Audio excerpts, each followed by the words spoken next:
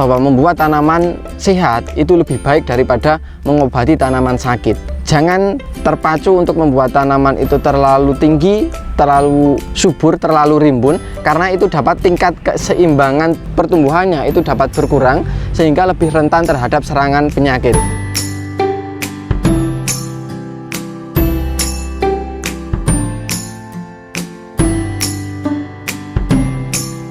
Assalamualaikum warahmatullahi wabarakatuh, sahabat petani semua. Video kali ini merupakan video lanjutan dari video kami sebelumnya, yaitu yang berkaitan dengan edisi khusus musim hujan mengenai jawaban kami mengenai komentar-komentar yang sering masuk di kolom komentar. Kemudian video ini akan lebih spesifik membahas mengenai cara pemberian pupuk atau nutrisi ketika musim hujan. Video lengkapnya setelah yang satu ini.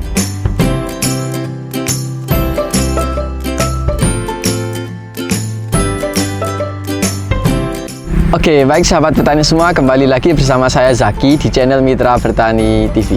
Seperti yang telah saya jelaskan di awal tadi, pada kesempatan kali ini kita akan sedikit banyak belajar mengenai pemberian nutrisi khususnya pada musim hujan.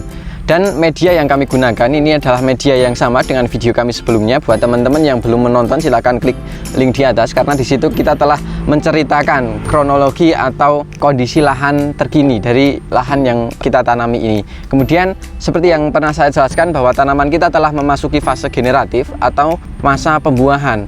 Nah, dari video itu banyak muncul pertanyaan apakah pemberian nutrisi itu efektifnya lewat via spray ataupun kocor. Kemudian nutrisinya apa saja. Kemudian ketika diberikan nutrisi, jarak yang efektif itu seperti apa gitu. Mulai dari bahasan yang pertama, bisa teman-teman lihat dari kondisi ini masih cukup segar bugar. Kemudian tingkat kematian masih dirasa masih cukup aman sampai sejauh ini. Kemudian ini sudah proses pembentukan buah.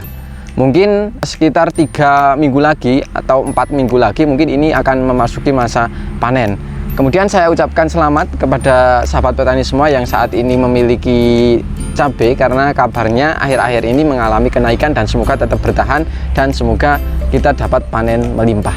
Oke, ketika masuk pada fase generatif, pupuk apa saja yang biasanya diberikan? Itu pertanyaan yang pertama. Kami biasanya memberikan nutrisi ketika memasuki fase generatif, kita lebih condong pada pemberian fosfat, kemudian kalium, kemudian boron.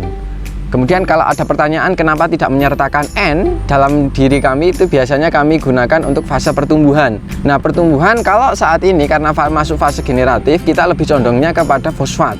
Fosfat itu juga akan membantu proses pertunasan, menebalkan daun, menebalkan dinding sel dan lain sebagainya. Dan kami merasa fosfat itu jauh lebih aman daripada nitrogen, khususnya ketika memasuki musim hujan. Jadi ketika tanaman sudah berbuah, kita fokuskan pada pembuahan, menyertakan fosfat, tapi kunci utamanya itu adalah kalium. Nah, dalam hal ini kita lebih memaksimalkan via spray. Dalam hal ini kita menggunakan dengan merek dagang, kami sebutkan mereknya adalah Kalinet. Itu kandungannya adalah kalium, fosfat, boron. Seperti yang sering kita ceritakan bahwa 3 unsur itu apabila dijadikan satu, itu ketika masuk fase generatif itu akan saling mengisi. Jadi kalium nanti akan meningkatkan proses keberhasilan dari bunga menjadi buah. Kemudian fosfat dan boron itu akan menjaga pertunasan tetap tumbuh. Tumbuhnya pelan, tidak terlalu cepat gitu. Jadi tapi masih terus tunasnya itu masih bertumbuh. Jadi ketika bahan itu ketika disatukan, dia akan menghasilkan keberhasilan bunga dan buah yang menjadi lebih meningkat. Kemudian kulit buahnya akan menjadi lebih tebal. Kemudian bobotnya nanti akan lebih banyak. Nah, umur produktivitasnya itu akan menjadi lebih panjang karena ada unsur fosfat dan boron yang membuat tanaman itu lebih awet muda, dan sistem pertunasan itu akan terus tumbuh gitu. Jadi pertumbuhan tetap jalan, tapi fokus pada pembentukan buah juga akan jalan, sehingga buah yang dihasilkan itu nanti akan lebih banyak. Menurut beberapa penelitian dan beberapa testimoni, penggunaan 3 bahan tersebut itu dapat meningkatkan bobot dan umur produktivitas tanaman. Jadi umur produktivitasnya menjadi lebih lama. Oke, kemudian kapan fase generatif itu dimulai? Nah, kami menafsirkan mulai fase generatif itu adalah proses pembentukan bunga yang pertama sampai seterusnya gitu. Jadi kalau fase pertumbuhan kami ukur dari proses awal tanam sampai nanti pembentukan bunga. Nah, ketika tanaman bunga sudah mulai terbentuk, ketika tanaman sudah mengalami pembungaan, itu kami tafsirkan itu sudah masuk fase generatif. Nah, fase generatif kita menggunakan kalium fosfat boron. Untuk intervalnya itu bisa 4 hari sekali atau 1 minggu sekali. Teman-teman bisa menyesuaikan pertumbuhan dari tanaman teman-teman. Jadi kita tidak bisa menyamaratakan. Jadi biasakan kita memberikan sesuai kebutuhan. Nah, untuk ini biasanya kita mix. Kalau ada pertanyaan, apakah nutrisi, insek, fungi dijadikan satu? Untuk mengefisiensikan waktu, kami biasanya iya, kita jadikan satu. Karena kita merasa tanaman kita itu masih aman. Fokusnya belum ada yang cukup spesifik. Berbeda halnya nanti ketika serangan jamur itu meningkat, biasanya akan kami pisah. Akan kami fokuskan di jamur, kemudian insek dan fungi kami akan sendirikan gitu. Tapi ketika kondisinya masih normal, biasanya kita jadikan satu untuk mengefisiensikan waktu. Nah, kemudian pertanyaan selanjutnya, berapa dosisnya? Dosis anjurannya itu 1-2 mili. Itu normalnya. Jadi memang awalnya kita menggunakan 1-2 mili ketika tanaman baru memasuki fase pembungaan. Nah, ketika tanaman sudah mulai berbuah sampai seperti ini, apalagi intensitas hujan tinggi, kemudian kita tidak memberikan via bawah, makanya kita maksimalkan via atas. Dengan pemberian itu kita tingkatkan sekitar 3-4 mili per liter air.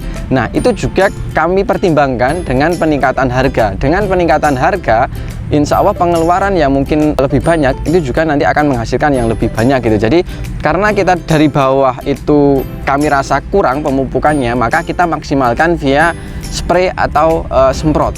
Kemudian intervalnya seperti yang telah saya jelaskan di awal tadi bisa disesuaikan. Kalau kami biasanya 4 hari sekali atau 1 minggu 1 kali. Oke, kemudian mengenai efektivitas dari proses pemupukan, kami cenderung lebih suka atau merasa lebih efektif pemberian itu via atas atau via spray. Karena apa? Karena di situ nanti akan lebih mudah terserap, apalagi kalau unsur yang biasanya kami gunakan itu tidak bersifat asam. Nah, jadi meskipun dia menempel di permukaan daun, itu nanti tidak akan menimbulkan potensi perkembangan jamur. Jadi kami rasa masih cukup aman. Kemudian karena bagian bawah itu kelembabannya masih cukup tinggi, ketika kita memberikan pupuk itu bisa jadi kurang optimal atau kurang maksimal, maka kami cenderung lebih suka memberikan via spray. Oke, kemudian lanjut, kenapa kita tidak menggunakan sistem pengocoran?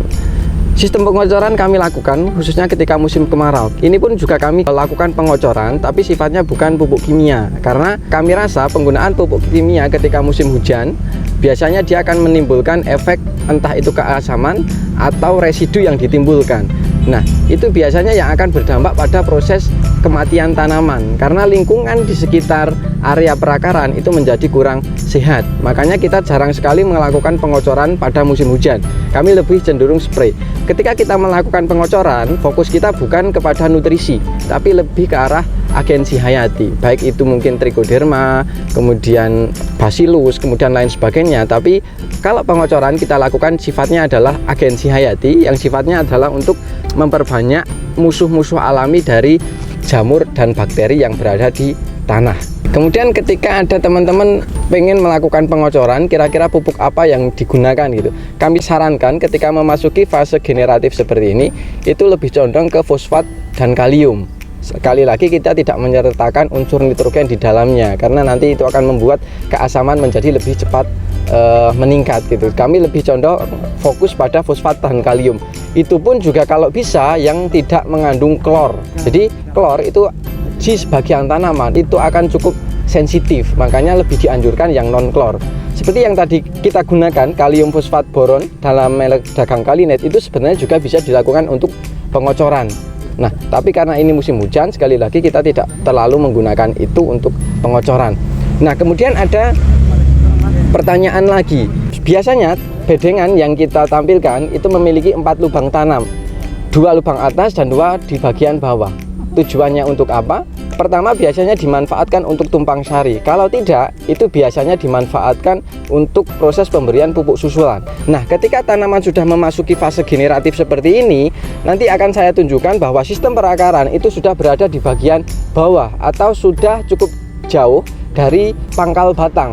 Nah, pangkal batang itu biasanya akar-akarnya yang besar. Ketika kita memberikan pengocoran di situ, maka tingkat keasaman dan residu itu akan mengumpul di situ. Nah, itu yang akan menjadi sarang untuk penyakit. Makanya pengocoran pupuk kimia ketika masuk fase generatif itu lebih dianjurkan di lubang susulan atau di lubang bagian bawah, bukan pas di lubang tanamnya, gitu ya. Nanti saya akan menunjukkan bahwa lubang di bagian bawah itu manfaatnya untuk pupuk susulan. Kalau di bagian lubang sekitar batang itu biasanya lebih rawan terkena serangan penyakit. Sekali lagi di bagian bawah, pupuk yang digunakan lebih condong ke fosfat dan kalium, dan lebih baik lagi ketika teman-teman menambahkan kalsium kemudian asam humat. Nah, kalau kalsium asam humat itu teman-teman bisa memberikan di bagian manapun, dia bisa di sekitar perakaran maupun di sekitar batang, karena itu nanti akan meningkatkan pH yang membuat patogen penyakit itu kurang suka. Oke ya, mungkin itu terkait pengocoran. Nah, nanti teman-teman itu efektif ditabur atau diberikan pengocoran. Nah, kalau teman-teman kondisi tanahnya itu cukup lembab, kami lebih menyarankan untuk diberikan secara penaburan, bukan dalam bentuk cair. Kalau dalam bentuk cair itu nanti tingkat efektivitas penyerapan itu akan kurang efektif, karena ketika tanah sudah terlalu jenuh air, maka dia akan kurang bisa menangkap. Jadi kalau diberikan dalam bentuk penaburan kemudian ditutup dengan tanah, itu nanti akan diserap secara perlahan gitu. Tapi kalau dalam bentuk cair, dia akan cenderung kurang efektif diberikan ketika musim hujan. Oke ya, jadi mungkin kalau untuk pemupukan via bawah itu biasanya kan menggunakan fosfat dan kalium, kalau bisa disertakan asam humat. Kemudian kalau untuk pengocoran untuk meningkatkan kekebalan atau imunitas tanaman, itu dikocor kalsium asam humat tidak apa-apa, baik itu di pangkal lubang tanam maupun di bagian bawah, karena itu manfaatnya untuk meningkatkan pH tanah gitu. Jadi semakin banyak semakin bagus gitu. Kalau tidak dilakukan pengocoran, bisa seperti yang kita lakukan dengan menaburkan dolomit dan asam humat yang kita oplos, kita jadikan satu. Mungkin itu dulu ya pembahasan kali ini. Jadi saya akan mencoba mereview apa yang telah kita bahas. Yang pertama, efektivitas penggunaan pupuk di musim hujan kami lebih condong via spray, dan diusahakan yang tidak bersifat asam atau yang mudah diserap oleh tanaman, khususnya yang sudah dalam bentuk cair itu nanti insya Allah akan lebih mudah diserap oleh tanaman. Dalam hal ini kita menggunakan Kalinet itu untuk memaksimalkan bunga dan buah, khususnya pada musim hujan. Dosisnya kita tingkatkan karena via bawah kita tidak memberikannya. Kemudian yang kedua, apakah kita melakukan pengocoran? Pengocoran jarang sekali kita lakukan untuk pemberian pupuk. Kita lebih cenderung untuk kocor, itu hanya agensi hayati atau kalsium asam humat. Pengocoran ketika musim hujan itu kurang efektif karena tanah di sekitar area perakaran itu sudah cukup lembab dan jenuh air, bisa jadi itu malah jadi sarang penyakit. Kalau melakukan pengocoran itu jangan dilepas pangkal batang, karena di situ nanti bisa akan menurunkan pH tanah, kemudian membuat residu itu menjadi menumpuk di situ, akhirnya patogen penyakit itu akan menjadi lebih ganas atau lebih parah, sehingga tingkat kelayuan biasanya nanti akan lebih meningkat. Ketika memberikan pupuk susulan via bawah, sebaiknya kami sarankan ditabur, jaraknya minimal sekitar 10 cm, bahkan kalau bisa lebih, karena sistem perakaran itu sudah cukup jauh dari pangkal batang tersebut. Kemudian ketika musim hujan, jangan terlalu berambisi untuk membuat tanaman itu menjadi sangat tinggi, kemudian warnanya sangat hijau, kemudian memberikan pupuk dalam jumlah banyak. Saya ingatkan kembali bahwa membuat tanaman sehat itu lebih baik daripada mengobati tanaman sakit. Jangan terpacu untuk membuat tanaman itu terlalu tinggi, terlalu subur, terlalu rimbun, karena itu dapat tingkat keseimbangan pertumbuhannya itu dapat berkurang, sehingga lebih rentan terhadap serangan penyakit. Ini mungkin teman-teman bisa melihat tanamannya tidak terlalu tinggi, tapi bisa teman-teman lihat alhamdulillah sampai sejauh ini tanaman ini sehat. Jadi kita berbicara tentang menyehatkan tanaman, khususnya musim hujan PR terberat adalah membuat tanaman sehat. Mungkin itu dulu yang bisa kami sampaikan pada kesempatan kali ini. Tentunya masih banyak kekurangan, dan apabila ada kekurangan atau pertanyaan yang ingin teman-teman tanyakan, silahkan tulis di kolom komentar. Dan semoga video kami bermanfaat, dan apabila video ini bermanfaat, jangan lupa klik like, comment, share, dan jangan lupa subscribe untuk tidak ketinggalan info-info terbaru dari kami. Terima kasih dari saya Zaki, salam mitra bertani Indonesia, wassalamualaikum warahmatullahi wabarakatuh, dan sampai jumpa di video kami selanjutnya.